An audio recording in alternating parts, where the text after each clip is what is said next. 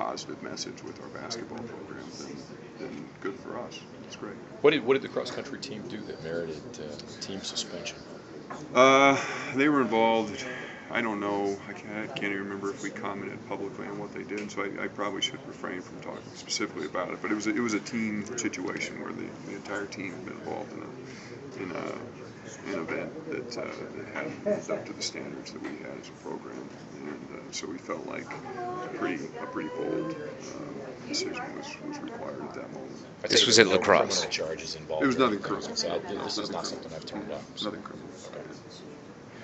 Can you talk about how different is it to assess a women's basketball program or a men's basketball program? Obviously, in the first hour that you had this job, you made a change in football. Mm-hmm. Is it more of a learning process? You're talking about just your statement yesterday about the Matt Ballant and the program mm-hmm. and how you went through a process of evaluation. Mm-hmm.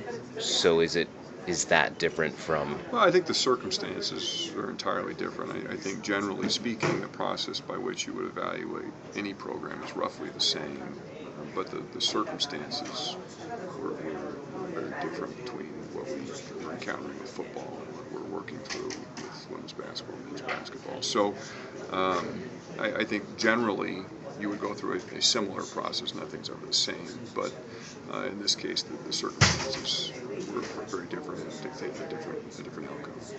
The talks with the attorneys for the women's players who filed the lawsuit, is that kind of an ongoing thing at this point? Or it is, and I probably shouldn't comment too much on that. I think we'll have some things to discuss about that before too long. I mean, to discuss publicly. Mm-hmm. Okay.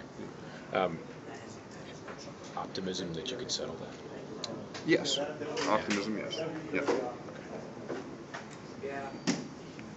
You Thanks. share your cell phone number? I tell you